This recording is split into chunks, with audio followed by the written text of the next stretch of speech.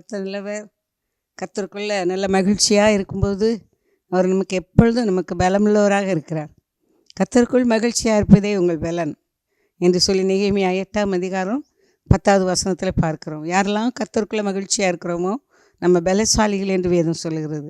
ஆகவே இந்த நல்ல அருமையான ஒளிபெருக்கின் மூலமாக இந்த செய்தியில் வந்திருக்கிற நம்ம ஒவ்வொருவரையும் ஆண்டவராகிய இயேசு கிறிஸ்துவின் நாமத்திலே நான் நற்செய்தி எழுப்புதல் ஊழியத்தின் சார்பிலே உங்களை வாழ்த்து வரவேற்கிறேன், உங்களை ஆசீர்வதிக்கிறேன்.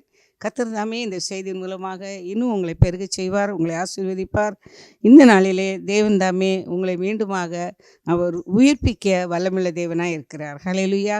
உயிர்ப்பித்தல் என்கிற காரியம் ஒரு மிக மிக முக்கியமான ஒரு காரியம். நம்ம வாழ்க்கையில் அநேக முறை நம்ம என்ன செய்கிறோம், ஆண்டவரே நான் வாழ்கிறதை காட்டிலும் எனக்கு ஏன் இந்த வேதனை, எனக்கு ஏன் இந்த பாடு, நான் வாழ்கிறத விட நான் சாகிறது நல்லது, எனக்கு என்னை ஏன் ஆண்டவர். நிறைய பிள்ளைங்க கேட்பாங்க, அம்மாவை பார்த்து கேட்பாங்க, என்னை ஏன் பெத்தம்மான்னு கேட்பாங்க, ஆண்டவரை பார்த்து கேட்பாங்க, ஆண்டவரே என்னை ஏன் சிருஷ்டித்தேன்னு கேட்பாங்க. அதனால் இந்த நாள் ஆண்டவர் நம்மை பார்த்து சொல்கிறார், நான் உன்னை உயிர்ப்பிப்பேன், நான் உன்னை என்ன செய்ய மீண்டுமாக உன்னை கை தூக்கி எடுப்பேன் என்கிறார். அதற்கு ஆதாரமாக நம்ம இங்கே ஒரு நல்ல வசனத்தை நம்ம பார்க்க போகிறோம். வேத வசனம் தான் நமக்கு எல்லாமே ஆதாரம். வேத வசனம் தான் நமக்கு ஒரு நல்ல ஒரு புகலிடம், நமக்கு ஆதரவு கொடுக்கிறது, பலன் கொடுக்கிறது, நம்மை உயிர்ப்பிக்கிறது, நம்ம ஆசீர்வதிக்க எல்லாம் இதுதான். யார் இதை வாசிக்கிறாங்களோ நிச்சயமாக இவங்க வாழ்க்கை செழிப்புள்ளதாக இருக்கும். அந்த செழிப்பு சரீர பிரகாரமாக மாத்திரமல்ல, ஆவிக்குரிய சகல ஆசீர்வாதங்களினாலும் தேவன் நம்மை ஆசீர்வதிப்பார். இங்கே வாசிக்கலாம். சங்கீதம் 85வது சங்கீதம் 6வது வசனம் இவ்விதமாக சங்கீதக்காரன் விதமாக இந்த சங்கீதத்தில் நம்ம பார்க்கலாம். சங்கீதம் 85 6வது வசனத்தில், உமது ஜனங்கள் உம்மில் மகிழ்ந்திருக்கும்படி நீர் எங்களை திரும்ப உயிர்ப்பிக்க மாட்டீரோ. இந்த ஜெபம் இன்றைக்கு ஒரு குடும்பத்துக்காக ஆண்டவர் கொடுக்குறார். குடும்பத்துக்கு, இந்த குடும்பம் முழுவதும் பாருங்கள். நம்ம நிறைய நியூஸில் நிறைய செய்திகளை பார்க்குறோம். சில நேரங்களில் குடும்பமாக என்ன செய்கிறாங்க, நல்ல கல்யாணங்களுக்கு போயிட்டு வர்றாங்க, திருமணங்களுக்கு காரில் போயிட்டு வர்றாங்க, இல்லைன்னா அவங்க ஏதோ ஒரு ஃப்ளைட்டில் தானே போகிறாங்க. ஒரே குடும்பத்தில் 3 பேர் 4 பேர் இறந்து போகிறாங்க. பாருங்கள் எப்படி இருக்கும் அந்த குடும்பத்துக்கு. அந்த குடும்பம் எப்படி, அந்த வீட்டில் ஒரே ஒருத்தர் பழைச்சிருப்பாங்க. அப்போ அவங்க என்ன நினைப்பாங்க, எதுக்காக ஆண்டவர் எங்களை இந்த ஒரு சோதனை எங்களுக்கு நினைக்குது. அவங்க திரும்ப ஆண்டவர் அவங்களை தேடணுன்ற எண்ணமே அவங்களுக்கு வராது. ஆனால் இங்கே அவர் சொல்கிறாரு, நீர் எங்களை திரும்ப உயிர்ப்பிக்க, ஒரு குடும்பம் முழுவதையும் நாங்கள் இழந்து நிற்கிறோமே, எங்களை நீர் என்ன செய்யும், உயிர்ப்பையும் எங்களை கை தூக்கிடும் அப்படின்றாரு. அப்போ அதுக்கு நல்ல ஒரு ஆதாரமாக அதில் என்ன செய்யணுமா, 80ஆம் அதிகாரம் அந்த 3வது வசனத்தில் பார்க்கும்போது, சங்கீதம் 83 பார்க்கும்போது, தேவனே இது ஒரு நல்ல ஜெபம். ஆண்டவர்கிட்ட நம்ம எப்படி ஜெபம் பண்ணணும், இந்த மாதிரியான காரியங்களுக்கு நம்ம என்ன செய்யணுன்றது இந்த வேதம் அழகாக நமக்கு ஒரு பதிலாக இருக்குது. என்னென்னா, தேவனே எங்களை திருப்பி கொண்டு வாரும், உமது முகத்தை பிரகாசிக்க பண்ணும், அப்பொழுது ரட்சிக்கப்படுவோம், அப்பொழுது உயிர்ப்பிக்கப்படுவோம். தேவனே எங்களை திருப்பி கொண்டு வாரும், உமது முகத்தை பிரகாசிக்க பண்ணும், அப்பொழுது ரட்சிக்கப்படுவோம். அப்போ திருப்பி கொண்டு வரும் அப்படின்னா என்ன அர்த்தம், எங்கேயோ நம்ம ஏதோ ஒரு வழியில் நம்ம போயிட்டுருக்கோம். நம்ம வழிகள் என்ன இல்லை, ஒருவேளை சரியில்லாத வழிகளாக இருக்கலாம். அந்த வழிகளில் ஆண்டவர் சொல்கிறாரு, திரும்ப அவர் நமக்கே தெரியுது நம்ம போகிற வழி சரி. சில நேரங்களில் நம்ம நிறைய காரியங்கள், ஆக்சிடெண்ட் ஏன் நடக்குது, வீடுகளில் சில பிரச்சனைகள் ஏன் வருது, சில வீடுகளில் முழு குடும்பமும் சூசைட் பண்ணிக்கிட்டுறாங்க. முழு குடும்பமும் என்ன பண்ணுறாங்க, மருந்து வாங்கி குடித்து அவங்க என்ன செய்கிறாங்க, கடன் பாரங்கள் தாங்க முடியலன்னு சொல்லி வெக்கமாக இருக்கும். ஒரு முறை நான் ஒரு செய்தியில் வாசித்தேன். அதில் ஒரு ஹோமுக்கு முன்னாடி, ஒரு சர்ச்சு, ஒரு ஹோமும், அதுக்கு முன்னாடி ஒரு கார் ரொம்ப நாளாக நின்றுட்டு இருந்திருக்கு. அப்போ அவங்க அதை பார்த்துட்டு திரும்ப போய் பார்த்தா அதுக்குள்ளே ஒரு ஃபேமிலியே என்ன செய்திருக்காங்க, இறந்துருக்குறாங்க. என்னென்னு அதுக்கப்புறம் அவங்கள விசாரிக்கும்போது அவங்க கடன் பாரத்தினால அவங்க அந்த கடன் பாரம் வெக்கம் தாங்க முடியாமல், அந்த நெருக்கம் தாங்க முடியாமல், அதில் அப்பாவிலேருந்து அம்மா, அப்பா, பிள்ளைங்க 4 பேர் அந்த இடத்துல மரித்து போனார்கள். அப்போ ஆனால் இங்கே அப்போ யார் உயிர்ப்பிக்கப்படுவா? அங்கே யாரும் அவங்க வீட்டில் உள்ளவங்க ஒருத்தர் இருக்கிறாங்க. ஆண்டவர் சொல்கிறார், என்னை திரும்ப உயிர்ப்பிக்க மாட்டீரா? ஒரு குடும்பம், அந்த குடும்பத்தில் இருந்து ஆண்டவரே இதன் மூலம் எங்களை நீங்கள் திரும்பவுமாக, இந்த குடும்பம் அவ்வளோதானா? இந்த குடும்பம் அழிஞ்சிருமா? இந்த குடும்பத்தினுடைய பேரே இல்லாமல் போயிடுமா? இல்லை, அப்படி இல்லை. ஆண்டவர் நிச்சயமாக உங்களை தலைக்க செய்கிற தேவன், உங்களை உயிர்ப்பிக்கிற தேவன். உங்களை ஒரு நாள் அவர் அழிக்க மாட்டார். இந்த பிசாசு தான் அழிக்கும், ஆனால் தேவன் உங்களை உயிர்ப்பிக்க வல்லமுள்ள தேவன். அவர் எப்படி நல்ல ஒரு அருமையான அவர் என்ன சொல்கிறார்? உங்கள் முகத்தை என் மேலே பிரகாசிக்க பண்ணுன்னு கேட்குறாரு. ஆண்டுடைய முகத்தை நம்ம மேலே பிரகாசிக்க பண்ணும்போது நிச்சயமாக தேவன் நமக்கு அவருடைய கிருபையை, அவருடைய வல்லமையை நமக்கு கொடுக்கிறார். ஹல்லேலூயா. சங்கீதம் 119:88 சொல்லுது, உமது கிருபையின்படியே என்னை உயிர்ப்பியும், அப்பொழுது நான் உம்முடைய வாக்கின் சாட்சியை காத்து நடப்பேன். உமது கிருபையின்படியே என்னை உயிர்ப்பியும்னு கேட்குறாரு. நீங்கள் எப்படி நினச்சிருக்கிறீங்களோப்பா, நீங்கள் என்னை குறித்து என்ன நினச்சிருக்கிறீங்களோ, எங்களை குறித்து நீங்கள் என்ன நினச்சிருக்கிறீங்களோ அப்படி நீங்கள் எங்களை என்ன செய்யுங்க, எங்களை இன்னும் ஒரு விஷயம் கூட எங்களை உயிர்ப்பியோன்னு கேட்குறாரு. கேட்கும்போது அவர் என்ன செய்கிறார்? அப்பொழுது நான் உம்முடைய வாக்கின் சாட்சி, அப்போது நான் திரும்ப உயிர்ப்பிக்கப்படும் போது நான் உண்மை என்ன செய்வேன்? மகிமைப்படுத்துவேன். இந்த சாட்சியை மற்றவங்களுக்கு நான் சொல்லுவேன் அப்படின்றார். ஆனால் இது நிறைய இடங்களில் நம்ம என்ன செய்கிறோம், அந்த நெருக்கமான நேரத்தில் நம்ம என்ன செய்கிறோம், நம்ம என்னெல்லாம் ஒப்பு கொடுக்குறோமோ அதெல்லாம் ஆண்டவர் செய்துடுறாரு. ஆனால் திரும்பவும் நம்ம என்ன செய்கிறோம், ஆண்டவருக்கு விரோதமான சில நிறைய காரியங்களை நம்ம செய்கிறோம். ஆனாலும் அவருடைய கோபம் நம்ம மேலே வரக்கூடாதான். இது ரொம்ப நல்ல அருமையாக போட்டிருக்கு. இந்த கோபத்துக்கு நம்ம என்ன செய்யக்கூடாதான், ஆளாகாதபடிக்கு நம்மளை என்ன செய்யணும், எங்களை நீர் பாதுகாத்து கொள்ளும் என்று சொல்லி நம்ம ஆண்டவரிடத்தில் கேட்கணும். ஆண்டவருக்கு நம்மேல் உள்ள கோபம் என்ன செய்யணுமா? மறைய வேண்டுமா. அவர் நம்ம பாவங்களெல்லாம் என்ன செய்யணுமா? கண்டிப்பாக மன்னிச்சிருக்கணும். எத்தனை தடவை நம்ம பிள்ளைங்க பாருங்கள், நம்ம வீட்டில் எவ்வளோ நம்ம சில காரியங்களில் நம்ம நமக்கு பிரியமில்லாத காரியங்கள், பெற்றோருக்கு பிரியமில்லாத காரியங்களை பிள்ளைங்க செய்யும்போது நமக்கு கோபம் வரும். ஒரு நாள் பேசாமல் இருப்போம், இல்லைன்னா கொஞ்சம் நேரம் பேசாமல் இருப்போம். ஏதோ ஒரு வகையில் நம்ம அந்த பிள்ளைங்களை என்ன செய்வோம், கரெக்ட் பண்ணிகிட்டு இருப்போம். ஆனால் அவங்க என்ன செய்வாங்க, அவங்க திரும்ப அந்த கோபத்தை மாற்றி அவங்களும் சரியாகி வரும்போது தான் அந்த வீட்டில் திரும்பமாக ஒரு சந்தோஷத்தை அந்த பிள்ளைகள் இடத்துல, இல்லைன்னா நம்ம உள்ளத்துக்குள்ளே அந்த பாரம் நமக்கு என்ன செய்யும், இருந்துக்கிட்டே இருக்கும். அந்த பிள்ளைங்களும் அதிலேருந்து திருந்தாமல் அதை என்ன செய்வாங்க, அவங்களும் அவங்க வழியிலே போவார்கள். என்னால் அந்த வீடு ஒரு ஆசீர்வதிக்கப்பட்ட வீடாக இருக்காது. நிச்சயமாகவே இந்த நாளில் ஆண்டவர் நமக்கு ஒவ்வொரு பகுதிகளிலும் வீட்டில் உள்ள ஒவ்வொருவரும் உயிர்ப்பிக்கப்படணும். அவருடைய கிருபையின்படி. அந்த கிருபையில் என்ன இருக்குது அப்படின்னா மன்னிப்பு தான். கிருபையினாலே நம்ம என்ன செய்திருக்கிறோம், பாவம் மன்னிப்பை கிருபை என்றாலே மீட்பு தான். கிருபை பாவ மன்னிப்பு தான். ஆண்டவருடைய சமூகத்தில் நம்ம என்ன செய்கிறோம், பாவ மன்னிப்பை பெற்றிருக்கிறதுனால தான் நம்ம இன்றைக்கு நம்ம என்ன செய்திருக்கிறோம், உயிரோடு வாழ்கிறோம் அப்படின்னு என்று சொன்னால் வேறு ஒன்றும் இல்லை. நம்ம உயிரோடு வாழ்கிறது நம்ம சாகிற சரீர சாவு அல்ல, நம்ம ஆவிக்குரிய சாவு. இந்த ஆவிக்குரிய சாவில் தேவன் நம்ம என்ன செய்ய மாட்டார், நம்மளை தள்ளி விட்டுற மாட்டார். நம்மளை திரும்பமாக அவர் என்ன செய்வார், சேர்த்து கொள்வார். நம்முடைய பாவங்களை மன்னித்து நம்முடைய நோய்களெல்லாம் நீக்கி, நம்ம பாவங்கள் மன்னிக்கப்பட்டாலே ஆட்டோமேட்டிக்காக நம்ம வியாதிகள் எல்லாமே மறைஞ்சிரும். நம்ம வியாதிகள், நம்ம சரீரத்தில் என்னென்ன வியாதிகள் இருந்தாலும் எல்லாம் மறைஞ்சிரும். எத்தனையோ சாட்சிகளை கேட்கலாம். ஒரு முறை எங்களுடைய சபையில் ஒரு அருமையான சகோதரி, அவங்களுக்கு ஸ்டோன், அந்த அவங்களுடைய இதில் அவங்களுக்கு ஸ்டோன் இருந்ததுன்னு சொல்லி டாக்டர்ஸ் என்ன செய்திருக்காங்க, கண்டுபிடிச்சி இன்றைக்கி ஆப்ரேஷன் இருக்கும், நீங்கள் எல்லாம் ரெடியாக வாங்கன்னு சொல்லி அவங்கள என்ன செய்திருக்காங்க. ஆனால் ஆல்ரெடி அந்த பொண்ணுக்கு 2 ஆப்ரேஷன், பைல்ஸ் ஆப்ரேஷன் செய்திருக்காங்க. இன்னும் நிறைய அவங்களுக்கு பாடியில் அவங்களுக்கு நிறைய காம்ப்ளிகேஷன். ஆனால் அப்போ அந்த பொண்ணு அழுதுட்டு ஜெபம் பண்ணிட்டு போச்சு, ஆண்டி நாளைக்கு எனக்கு திரும்பவும் ஒரு எக்ஸ்ரே எடுத்துகிட்டு ஸ்கேன் பண்ணிவிட்டு எனக்கு ஆப்ரேஷன் சொல்லியிருக்காங்க, ஜெபம் பண்ணிவிடுங்கன்னு சொல்லி. ஆனால் நல்லா நல்லா அந்த ப்ரேயருக்கு வந்திருந்தாங்க, எல்லாம் நல்லா ஜெபத்தில் இருந்தாங்க. இப்போ நான் ஒரு சாதாரண ஜெபம் தான், ஆண்டவரே கிருபையாக இறங்கி குறைகளை மன்னித்து இந்த மகளுக்கு திரும்ப ஒரு உயிர் பிச்சை கொடுங்க, ஒரு பலன் கொடுங்க, இந்த மகளுக்கு ஒரு அற்புத சுகம் கொடுங்க என்று சொன்னோம். கர்த்தர் அந்த ஜெபங்களை கேட்டு அடுத்த நாள் அந்த அவங்க ஒரு 12 மணி இருக்கும், ஃபோன் பண்ணுறாங்க. டாக்டர்ஸ் எக்ஸ்ரே எடுத்தாங்க, ஸ்கேன் பண்ணி பார்த்தாங்க. ஆனால் அப்படி எந்த விதமான அறிகுறியுமே இல்லை, உங்களுக்கு இப்போ ஆப்ரேஷன் தேவையில்லைன்னு சொல்லி என்னை அனுப்பிட்டாங்க ஆண்டி அப்படின்னு சொல்லி ஆண்டவருக்கு நன்றி செலுத்துகிறாங்க. பாருங்கள், நம்முடைய பாவங்கள் மன்னிக்கப்படும்போது, நம்ம அறிக்கையிடும்போது, அடுத்தது ஆண்டவர் நம்ம மேலே உள்ள கோபம் மாறும்போது, நம்ம ஆண்டவருடைய சமூகத்தில் இன்னும் நெருங்கி வரும்போது, அந்த ப்ரெசன்ஸ், அவருடைய மகிமையின் பிரசன்னத்தினால நம்ம சரீரத்தில் உள்ள எல்லா நோய் கிருமிகள் எல்லா வியாதிகளும் கூட என்ன செய்யுது, பயந்து போகுது. எல்லாமே என்ன செய்யும், மறைந்து போகும். இன்றைக்கு ஆண்டவர் இந்த செய்தி கேட்டுக்கொண்டிருக்கீங்களா? இந்த செய்தி கேட்டுக்கொண்டிருக்கிற இதே நேரத்தில் தானே உங்கள் சரீரத்தில், உங்கள் பிள்ளைங்களுடைய சரீரத்தில், உங்கள் குடும்பத்தில் உள்ளவங்களுடைய வாழ்க்கையில் தேவன் இன்றைக்கி ஒரு அற்புதம் செய்கிறார். ஆனால் ஒன்றே ஒன்று நம்ம செய்யணும். ஆண்டவரே, என் மேலே உங்களுக்கு என்ன கோபம் இருந்தாலும் அந்த கோபத்தெல்லாம் நீங்கள் மாற்றிட்டு என்னையும் என் குடும்பத்தையும் உயிர்ப்பீங்கன்னு கேளுங்க. ஏன்னா நாங்கள் செத்து போயிருக்கிறோம்ப்பா. செத்து போகிறதுனா நீங்கள் சரீர பிரகாரமான சாவு இல்லை, ஆவிக்குரிய சாவு. சமாதானமே இல்லை. என் வாழ்க்கையில் சமாதானம் இல்லை ஆண்டவரே. சமாதானம் இல்லைனாலே அங்கே ஒரு சாவு தான். அது நான் எந்த விதத்தில் நான் நல்லா இருக்கிறேன்னு சொல்லவே முடியாது. சிலர் கேளுங்க, நம்ம நிறைய பேர் கேட்டிருக்கோம், எப்படிமா இருக்கீங்க, நல்லா இருக்கியா? நல்லா இருக்கோம்பாங்க. ஆனால் வீட்டுக்குள்ளே அவ்வளோ நாட்டம், அவ்வளோ அழுக்கு, அவ்வளோ தூரத்துக்கு வேதனை, அவ்வளோ வியாதி, அவ்வளோ பிரச்சனை, அவ்வளோ கடன் வாங்கினா கூட பரவாயில்ல, வட்டிக்கு கடன் வாங்கியிருப்பாங்க. அந்த வட்டியவே மாதந்தோறும் அவங்களால கொடுக்க முடியாது. அது கடன்.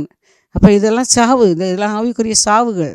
இந்த ஆவிக்குரிய சாவிலிருந்து தேவன் நம்ம என்ன செய்யணும், உயர்த்தணும். கண்டிப்பாக நம்ம உயிர்ப்பிக்கப்படணும். ஆவிக்குரிய சாவு நம்ம வாழ்க்கையில் இருக்கக்கூடாது.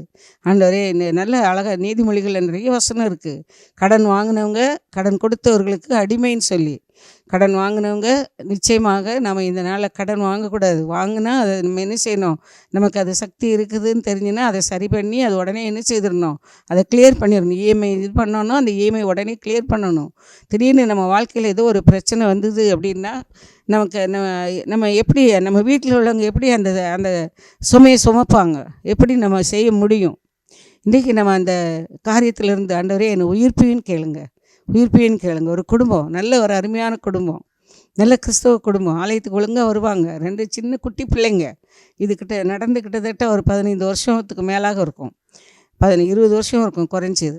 அப்போ அந்த வீட்டில் அன்றைக்கு தான் முதல் முறையாக நாங்கள் ஜெபத்துக்கு உள்ளே போயிருக்கோம். அவங்க முதல் முறையாக சபைக்கு வர்றாங்க. அவங்க 2 சின்ன குழந்தைங்கள, ஒரு குழந்தைக்கு 3.5 வயசு, இன்னொரு குழந்தைக்கு 1 வயசு, கையில் அவங்க கணவன் மனைவி இந்த 2 குழந்தைங்களும் வச்சுட்டு உள்ளே வந்தாங்க. அவங்க வீட்டுக்கு நாங்கள் என்ன செய்கிறோம், ஒவ்வொரு புதன்கிழமையும் அவங்க வீட்டில் ஒரு ப்ரேயர் நடக்கும். ஒரு பராமரிப்பு குழு ஜெபம், அவங்களுக்காக, அந்த பக்கத்தில் உள்ள ஜனங்களுக்காக ஒரு ஜெபம் பண்ணுவோம். அது அவங்க சின்ன வீடு, நல்ல கவனமாக கேட்கணும். அவங்க அந்த சின்ன வீட்டில் அவங்க ஆண்டவருக்கு இடம் கொடுத்து அந்த வீட்டை ஜெப வீடாக மாற்றினாங்க. ஆமையா பண்ணுங்கன்னாங்க.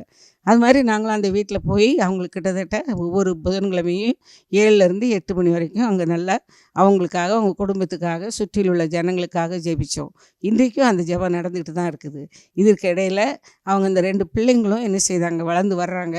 ஆனால் அந்த வீட்டில் உள்ள அந்த தகப்பன் கொஞ்சம் பிஸ்னஸில் நல்ல ஒரு சுறுசுறுப்பான மனுஷன். அவருக்கு ஒரு நம்பிக்கை, நம்ம இதை செய்திடலாம், அதை செய்திடலாம், இதை பண்ணிடலாம்னு சொல்லி எல்லாம் வாங்கினார். எல்லா பொருள்களும் வாங்கினார். வீடு ஒன்று கட்டினாங்க, பெருசாக கட்டினாங்க, 3 மாடி கட்டினாங்க.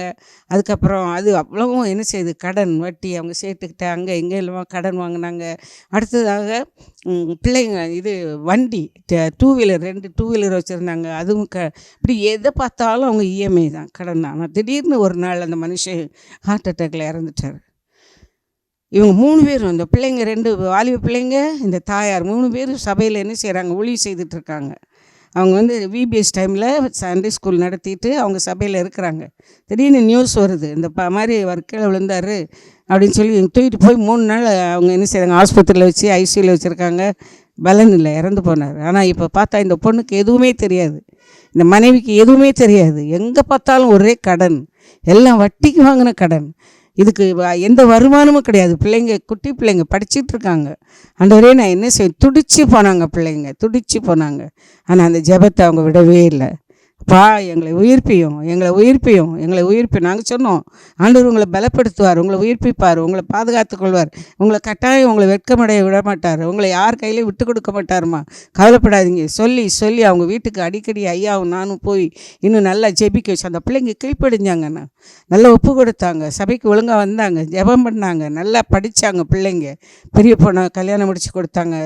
திருமணமாகி அவள் வெளிநாட்டில், அவளுக்கு இப்போ ஒரு பையன் இருக்கான். அடுத்த பொண்ணும் நல்ல ஒரு வேலையில் அந்த பிள்ளையை படிக்க வச்சாங்க. இவளுடைய கடன் எவ்வளவு கடன் இருந்தோ அத்தனை கடன்களையும் ஆண்டவர் கொஞ்சம் கொஞ்சமாக தீர்க்க உதவி செய்தார். அல்லேலூயா. இந்த குடும்பத்தை தேவன் திரும்பமாக உயிர்ப்பித்தார்.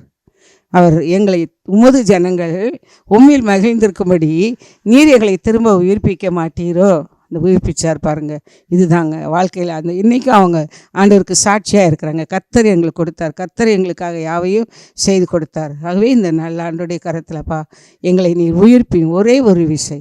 இதில் நம்ம தெரிந்து கொள்கிற காரியம் என்னென்னா, நம்ம என்ன செய்யணுமா, நம்ம ஆவியினால் என்ன செய்யணும், உயிர்ப்பிக்கப்படணும். ஆவியினால் மறுபடியும் நம்ம பிறந்து நம்ம என்ன தவறுனால நமக்கு எது இந்த காரியங்கள் நடந்ததுன்னு சொல்லுங்க. சில நேரங்களில் நம்ம எதுவானாலும் சரி, மரணமானாலும் சரி, ஜீவனானாலும் சரி, எதுவானாலும் நம்முடைய நல்ல நற்கிரியைகளையும் நம்ம என்ன செய்யணும், ஆராய்ந்து பார்க்கணும். நம்ம என்ன தீமை நம்மகிட்ட இருக்குன்றதையும் ஆராய்ந்து பார்க்கணும். தீமையான காரியங்களை எல்லாத்தையும் விட்டு நன்மையானதை நம்ம என்ன செய்யணும், உறுதியாக பற்றி கொள்ளும்போது தேவன் நம்மை திரும்பவுமாக உயிர்ப்பித்து நம்மை கட்டி கொடுக்க வல்லமையுள்ள தேவனாக இருக்கு. அவர் சொல்கிறார், நான் உங்களை இடிக்க மாட்டேன், உங்களை கட்டுவேன். நான் உங்களை பிடுங்க மாட்டேன், உங்களை நாட்டுவேன்றார். அப்போ பிடுங்குற வேலை, இடிக்கிற வேலை, அடிக்கிற வேலை, அழிக்கிற வேலை எல்லாம் அவனுடைய வேலை. அப்போ இன்றைக்கு நம்ம ஆண்டோடைய கரத்தில், தகப்பனே எங்கள் வீட்டில் ஆமாண்டவரே நாங்கள் எந்த விதத்திலும் இன்றைக்கி ஒரு தீர்மானம் எடுக்கணும். இன்றைக்கி ஆவியானவர் நம்மளோட பேசுகிறது. நீங்கள் யாருக்கும் அன்பை தவிர யாருக்கும் கடன்படாதீங்க. அன்பு மட்டும்தான். அன்புனால ஒருவர் இந்த சம்பாத்தியம் பண்ணி வச்சுக்கோங்க. ஆனால் அவங்க அன்பாக இருக்கிறாங்கன்னு சொல்லி அவங்ககிட்ட போய் எனக்கு இப்போ அவசரமாக ஒரு 10,000 வேணும், 5,000 வேணும் கடன் கேட்காதீங்க. கடன் கேட்கவே செய்யாதீங்க, யாராக இருந்தாலும் சரி. நான் என்னை பொறுத்தவரையில் என்னுடைய சாட்சியெல்லாம் உன் தாயின் இடத்துல கூட நீ போய் என்ன செய்ய, அம்மா எனக்குள்ள கஷ்டமாக இருக்குது, சகோதரன் இடத்துலையோ, அண்ணன் தம்பிகிட்டையோ, அக்கா தங்கச்சிட்டியோ, ஃப்ரெண்ட்ஸ்டையோனோ, அந்த ஆண்டவருடைய சமூகத்தில் மட்டும்தான்ப்பா என்னை உயிர்ப்பீங்க, எங்களை உயிர்ப்பீங்க, எங்களுக்கு உதவி செய்யுங்க. ஏனென்றால் திட்டமாக சொல்லுது. நான் சபையிலையும் இந்த செய்தியை நான் அதிகமாக கொடுக்குறது உண்டு. நீங்கள் தயவுசெய்து கடன் வாங்காதீங்க, அதுவும் வட்டிக்கு வாங்கவே செய்யுங்க. ஒருவேளை யாராவது நமக்கு இறக்கப்பட்டு நம்முடைய நிலைமை அறிஞ்சு பணம் கொடுத்தாங்கன்னா அது வாங்கிக்கோங்க. அது உடனே நீங்கள் அவங்களுக்கு அடிமையாயிடாதீங்க, உடனே அது கொடுக்குறதுக்குரிய வழியை பாருங்கள். ஆனால் வட்டி வாங்காதீங்க, வட்டிக்கு பணம் வாங்காதீங்க. நம்ம பணங்களெல்லாம் வட்டிக்காரன் என்ன செய்யக்கூடாது, சாப்பிட்டு போகக்கூடாது. உன் கைகளின் பிரயாசத்தை நீ சாப்பிடுவாயின்னு சொல்கிறாரு. நம்ம வட்டிக்காரனுக்கு கொடுத்துட்டு நம்ம உட்காந்து என்ன செய்ய, எப்போ பாரு தக்காளி தொக்கு, எப்போ பாரு தயிர் சாதம், எப்போ பாரு இந்த பிள்ளைங்களுக்கு ஒரு நல்ல சாப்பாடு செய்து கொடுக்க முடியாது, எங்கேயும் கூட்டிகிட்டு போக முடியாது. ஏதாவது ஒரு சிக்காயிட்டாங்கன்னா உடனே கடன் வாங்கணும். யார்ட்டாவது கடன் வாங்கி ஆஸ்பத்திரிக்கு போகிறதுக்கு காசு சரி பண்ணிட்டு போகிறோம். நம்முடைய நிலைமைகள் இப்படியான நிலைமைகள்லாம் மாறணும். ஆண்டவரே எங்களை உயிர்ப்பியும். நம்ம கை எப்பவும் ஆசீர்வாதமாக இருக்கணும். நம்ம கை எப்பவும் கொடுக்குற கரங்களாக இருக்கணும். நம்ம கை எப்பவும் என்ன செய்யணும், எப்பவும் சேவிங்ஸ் நம்ம கையில் இருக்கணும். அவர் சேமிப்பு வைக்கணும் தான் அவர் சொல்கிறார். நம்ம சேவிங்ஸ் வைக்கணும். நாளை தினத்தை குறித்து கவலைப்படாதுன்னு தான் சொல்லியிருக்காரே தவிர, நீ பிள்ளைகள் தங்கள் முதியோர்களுக்கு கிரீடம், ஆனால் பிள்ளைகளுக்கு தகப்பன் என்ன செய்கிறான், அப்போ பொக்கிஷங்களை வைத்து போகிறான்னு இருக்குது. நம்ம கண்டிப்பாக என்ன செய்வோம், வீடு வாசல் ஆஸ்திகள் எல்லாம் பிள்ளைகளுக்காக நம்மளால் முடிஞ்சது நம்ம என்ன செய்யணும். எது ஏழை தாயாக இருந்தாலும் தகப்பனாக இருந்தாலும் அவங்களால என்ன செய்ய முடியுமோ அதை என்ன செய்வாங்க, படிப்பு பணம் எல்லாம் அவங்க என்ன செய்வாங்க, அந்த பிள்ளைகளுக்கு வைத்து போவாங்க. ஆகவே இன்றைக்கு ஆண்டவரே அறியாமையினால் கடன் வாங்குறது, உடனே காதில் கையில் இருக்கிறத போட்டு என்ன செய்கிறது, அங்கே கொண்டு போய் விற்கிறது, இல்லைன்னா அடகு வைக்கிறது, இதெல்லாம் இல்லை. முழங்கால் நின்று ஆண்டவரே எனக்கு என்ன செய்யும், உதவி செய்யுங்கன்னு சொல்லி அவரை நம்ம சார்ந்து வாழும்போது அவர் நமக்கு உதவி செய்ய வல்லமையுள்ளவராக இருக்கிறார். ஆகவே ஆவியினால் என்னை உயிர்ப்பியும். நான் மறுபடியுமாக என் ஆவியில் நான் உயிர்ப்பிக்கப்படணும். நீங்கள் ஆவியினால் உயிர்ப்பிக்கப்பட்டீங்கன்னா தான் உங்கள் சரீரத்தில் குறைவுகளை தேவன் வெளிப்படுத்துவார். ஆவிக்குரிய காரியங்கள் யாரிடத்துல அது பேசாமல் இருக்கிறோமா, யார் மேலே பொறாமையாக இருக்கிறோமா, யாராகிலும் நம்மளை விட அதிகமாக ஆசீர்வாதமாக இருக்கிறாங்க. ஒரு சில நேரங்களில் பாருங்கள் பேலன்ஸாக போயிட்டே இருப்பாங்க. ஃப்ரெண்ட்ஸ் ஆனாலும் சரி, அக்கா தங்கச்சி ஆனாலும் சரி, சொந்தக்காரங்க எல்லாம் அவங்கள விட இவங்க கொஞ்சம் மேலே வர்றாங்க தெரிஞ்சுன்னா அவங்களுக்கு பொறாமை வந்துடும். எதையாவது சொல்லிக்கிட்டே நோண்டிக்கிட்டே இருப்பாங்க, இல்லைன்னா எதையாவது சொல்லி நம்மளை டிஸ்கரேஜ் பண்ணுவாங்க. இப்படி நிறையா இருக்கும். இதிலெல்லாம் நீங்கள் பயந்துடாதீங்க. உங்களுடைய ஆவியில் நீங்கள் எப்பவும் ஸ்ட்ராங்காக இருங்க. பரிசுத்த ஆவினால் நிரப்பப்பட்டுருங்க. ஆண்டவருக்கு பிரியமானத காரியங்களை பேசுங்க, சிந்திங்க, செயல்படுங்க. எல்லாவற்றையும் நீங்கள் நன்மையானதே செய்யுங்க.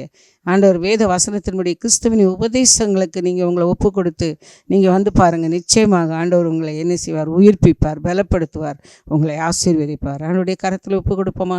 இன்றைக்கு அவர் உங்களை குடும்பமாக உங்களை ஆசீர்வதிக்க போகிறார். எந்த இடத்துல இருந்தாலும் சரி, உங்கள் பிள்ளைகளுக்காக நீங்கள் ஜெபம் பண்ணுங்கள், உங்கள் தாய்மாருக்காக, உங்கள் அப்பா அம்மாக்காக, உங்கள் குடும்பத்தில் உள்ளவங்களுக்காக, பிள்ளைகள் தூர தேசத்தில் இருந்தாலும் நீங்கள் ஜெபம் பண்ணுங்கள். கர்த்தர் உங்களை குடும்பமாக நீங்கள் வெட்கத்திற்கு உட்பட்ட நாட்களுக்கு சரியாக தேவரீர் நாங்கள் சிறுமைப்பட்ட சிறைப்படுத்தப்பட்ட நாட்களுக்கும் நாங்கள் துன்பத்தை கண்ட வருஷங்களுக்கும் சரியாக எங்களை மகிழ்ச்சியாக்கும். இந்த சங்கீதக்காரன் எவ்வளோ நல்ல வசனங்களை இந்த சங்கீத புஸ்தகத்தில் நம்ம பார்க்குறோம். ஆகவே இந்த நல்ல ஆண்டுடைய கரத்தில் ஒப்பு கொடுப்போம். தேவன் உங்களை நிச்சயமாக உயிர்ப்பிக்க வல்லமில்லை. முது ஜனங்கள் உம்மில் மகிழ்ந்திருக்கும்படி நீர் எங்களை திரும்ப உயிர்ப்பிக்க மாட்டீரோ, அவர் தம்முடைய கிருபையின்படி உங்களை திரும்பமாக உயிர்ப்பிப்பார். தாழ்மை உள்ளவர்களுக்கு அவர் கிருபை உள்ளவர், கர்த்தருக்கு பயந்தவர்களையோ கிருபை சூழ்ந்து கொள்ளும். இந்த வசனங்கள்லாம் உண்மையுள்ள வார்த்தைகள். ஆண்டவருடைய கரத்தில் ஒப்பு கொடுப்போம். தாழ்மையோடு கேளுங்க. கர்த்தருக்கு பயப்படுதல் பயம் இருக்கட்டும். பெருமை, அகந்தை, தீய வழி, புரட்டுவாய், இது எதுவும் நம்மிடத்தில் காணப்படக்கூடாது. ஆண்டவரே, உங்களுடைய வேத வசனத்தின் நடக்க என்னை ஒப்பு கொடுக்கிறேன், எங்களை ஒப்பு கொடுக்குறோம், நீர் எங்களை உயிர்ப்பியும் என்று சொல்லி கேட்டு பாருங்கள். கர்த்தர் உங்களை ஆசீர்வதிப்பார். தகப்பனே, இந்த நல்ல அருமையான கிருபை நிறைந்த ஆமாண்டவரே, இந்த ஒளிபெருக்கின் மூலமாக அந்த செய்தி வேளையில் நீர் இந்த நாளிலே இங்கே ஒரு குடும்பத்தை வைத்திருக்கிறீர். ஒரு குடும்பம் அல்ல, அநேக குடும்பங்கள் இப்படி நொறுங்கி போயிருக்கிறாங்கப்பா. ஆமாண்டரே, அவங்களால அந்த வியாதியிலேருந்து வெளியே வர முடியல, மன உளைச்சலிருந்து வெளியே வர முடியல, கடன் பாரத்திலேருந்து வெளியே வர முடியல, சமாதானம் ஆண்டவரே வீட்டில் சமாதானம், கணவன் மனைவிக்கிடையே சமாதானம் இல்லை, பெற்றோர் பிள்ளைகளுக்கிடையே சமாதானம் இல்லை, பிசாசானவன் குடும்பங்களை அலைக்கழித்து அவங்களை பிரித்து வச்சிருக்கிறான். ராஜா, இயேசுவின் நாமத்தில் இன்றைக்கு ஒரு உயிர்த்தலின் வல்லமை இந்த குடும்பங்களுக்குள்ளே கடந்து செல்வதாக இயேசுவின் நாமத்திலே. ஆமாண்டவரே, அவர்கள் எல்லாரும் உயிர்ப்பிக்கப்படுவார்களாக இயேசுவின் நாமத்திலே நாங்கள் ஜெயத்தை எடுக்கிறோம். தேவனே, தொடர்ந்து பிள்ளைகளை பொறுப்படுத்திக் கொள்ளுங்க. நல்ல சாட்சிகளை நீர் கொடுக்க போகிறீர். உமக்கு நன்றி. உங்கள் நாமத்தை நீங்கள் மகிமைப்படுத்துங்க, வழி நடத்துங்க, ஆசீர்வதிங்க. துதி கனம் மகிமை உமக்கே செலுத்துகிறோம். இயேசு கிறிஸ்துவின் இனிய நாமத்திலே ஜெபிக்கிறேன் நல்ல பிதாவே. ஆமேன், ஆமேன். God bless you. Bye.